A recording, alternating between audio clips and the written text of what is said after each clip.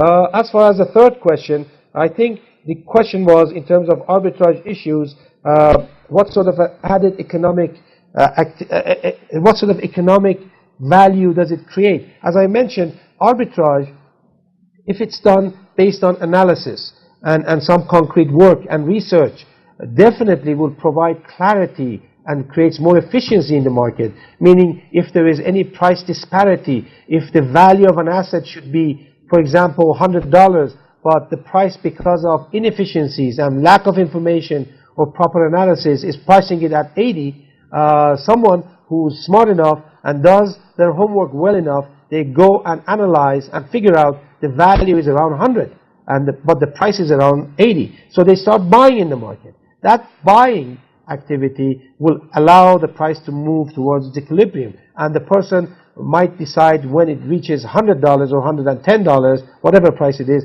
they sell. That sort of arbitrage is perfectly allowed in Islam, and there's nothing wrong with that.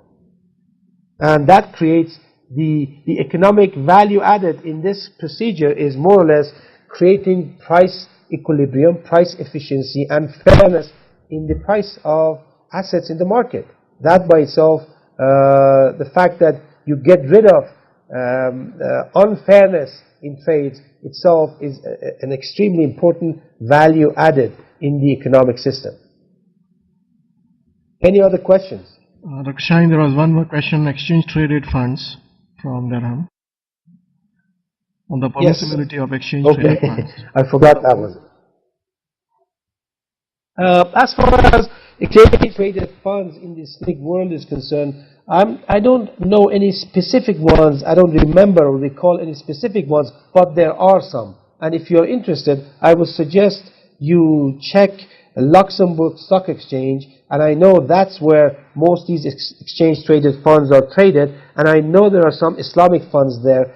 Check Lab1 Financial Center. They have also a trading platform, and recently Dubai Islamic Financial Center in the Dubai Islamic Financial Exchange, the IFX if I'm not mistaken, has started trading some of these exchange traded funds that are Islamically based. I would suggest you check those sites and you will find some of these funds. I don't recall particular names in mind, but I definitely know that I've seen a lot of them. Okay, moving ahead, Any other we questions? now have questions from Pakistan.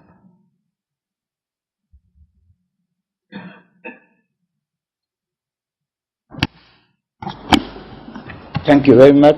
I have a couple of questions, please, Dr. Shaheen. My first question is, how is the interbank money market working in Iran? And my second question is, how is the central bank regulating the Islamic banks in Iran? What type of instruments is Bank Markazi using? My third question is, we were informed about Bahrain having salam scoop, aluminium or other, based on those some commodities. Is the final settlement with the buyers taking place in terms of the goods, or the final settlement is in monetary terms? The issuer of salam scoop gets money at the beginning, and in the end the buyer of scoop also gets money. This is my third question. My fourth question is, are the receivables, can they be securitized?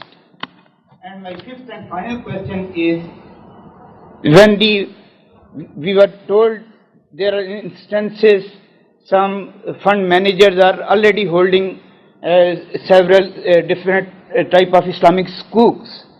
Now on the basis of that portfolio, new school structures are built and floated in the market.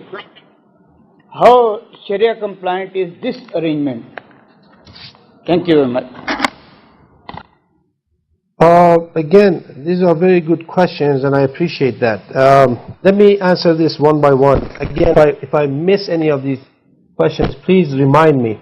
On the first one from our brother in Pakistan, the central bank regulatory procedure in Iran, again, I'm not going to go through details of that, but the instruments that they use, as you know, in Iran, we have this law in Iran that has made the whole financial system Islamic. We have this law in place, has passed by the parliament, which is being revised, is being looked at again, which in Iran doesn't allow any non-Islamic financial institution to function. So the whole system is Islamic. The law is good. The law is, I think, very well written. It needs some updating and revisions, but the spirit of the law, in my opinion, is very well Islamic. The problem we have in Iran is the application of the law. We have different institutions, including banks, that by force of the law have to function Islamically, but unfortunately, in practice, sometimes they don't function Islamically. And this is something that most officials, most of the experts or academics in Iran know about. And the central bank is faced with this challenge of, on one side, try to comply with Islamic law that we have on the financial side and financial institutions, and try to make sure that most banks do comply properly to this law. Nobody says that we don't comply, but in practice, the central bank is trying to supervise and monitor the activities of these banks such that it complies to the Islamic law that we have for banking. And also, in terms of instruments, financial instruments that they use the more or less general profit-loss sharing instruments that we have. For example, if a bank ends up being short of cash through some sort of a muzaraba or juala or some sort of a musharaka contracts, the central bank starts pumping in cash to these banks, and then they start injecting cash, and then they try to get it back. They use the Islamic contracts that I mentioned to you in different forms of fashions. And I'm not going to in details in terms of which instrument they use when, because that's the central bank policy that they decide. But they use Islamic principles for monetary instrument also. The major challenge the central bank has is not really the monetary issues, in my opinion. It's more or less the compliance of the banks to the proper Sharia and Islamic law for financial institutions that we have in place, and most of them do comply, but some of them have not complied properly. On the interbank money market, as I mentioned to you, you asked a question. The central bank, as I said, through various forms of Islamic profit-loss sharing contracts, as I mentioned before, again, mostly the ones that deal with short-term maturities, somehow tries to help the interbank money market structure to be in place. Unfortunately, we have problems, and I don't think it's only Iran. Most Islamic banks do have this problem. When you talk to presidents of most Islamic banks in the world, they all have this problem, and that more or less comes from the fact that most Islamic assets have not been well developed to have enough liquidity for banks to be able to manage their liquidity. Therefore, they're all having major problems in their interbank relationships and cash generating or liquidity facilitating structures. The central banks usually end up compensating for this problem. And maybe I could say in Iran or in most Islamic countries, the central banks that deal with Islamic banks play a more active role in providing the necessary liquidity for these banks. And that's due to the fact that we haven't done our homework yet. I think we haven't created or developed proper Islamic money market instruments to be able to help banks manage their liquidity. So in Iran, the central bank does play a role. They use Islamic profit loss sharing contracts, and they do have a reasonably active role in this interbank function. As far as the Salam Sukuk is concerned, and I think that is a very good question, the Salam Sukuk structure that is made of portfolio of Salam contracts, and as you well put it, some of these contracts are more or less settling based on cash-based or monetary values and not the real asset. I would say those sukuks are questionable. From an Islamic point of view, your point is very well taken, and I think that's why you haven't seen Salam sukuks being accepted widely in all Islamic countries. Only certain countries are using this. And I myself, as an individual, I do have question marks also, as you did, in terms of Salam sukuks. Salam sukuks that are having their portfolio of Salam contracts more or less settled based on cash, I would say do create questionable structures from an Islamic point of view. As far as I think you had another question relating to the securitized receivables that can be securitized, if I'm correct. I don't know if you meant any kind of receivable or Islamic receivable. Could you clarify that question?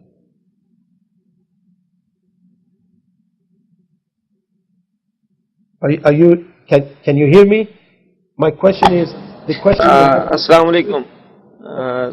Sorry, Dr. Sayyid Tahir has left because he is having class. So after listening the answer to two questions, he said, I'm having class. So one student want to ask. So does that mean that he said? Does that mean that he said my answers are all hot air? No. Did that mean? No, stop there. He just left 1 minute before because he was already late from the class. Okay, let me answer the question then based on my understanding. If he meant Islamic receivables, yes, in my opinion, any kind of Islamically viable receivable can be securitized with different types of structure. And I believe this is one major and important area for those of you that are interested in Islamic financial engineering to work on.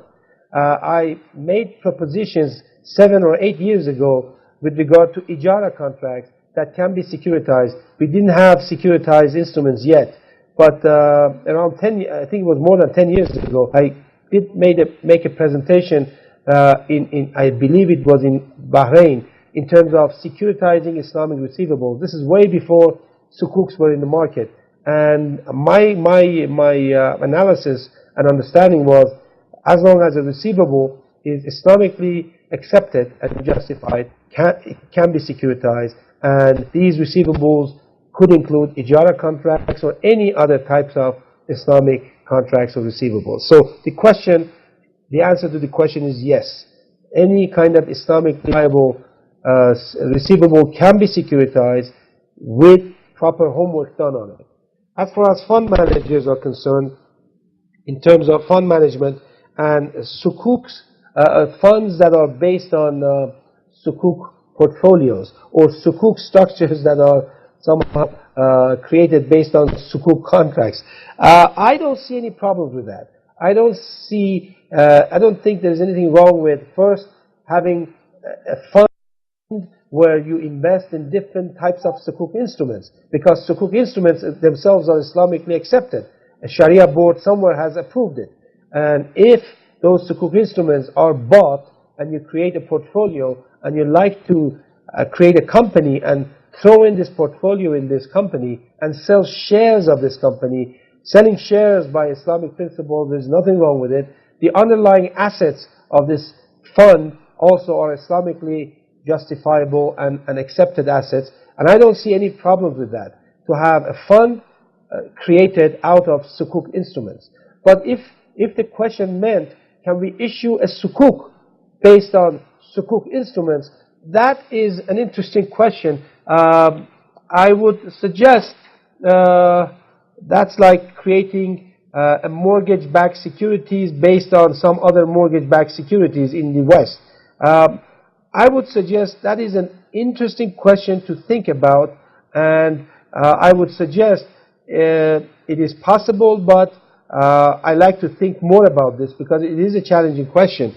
Can one create a sukuk instrument or sukuk security that is backed by other sukuk securities? I don't see any problems initially, but I have to think about that more thoroughly. So if anybody else has ideas, I would appreciate to hear from you.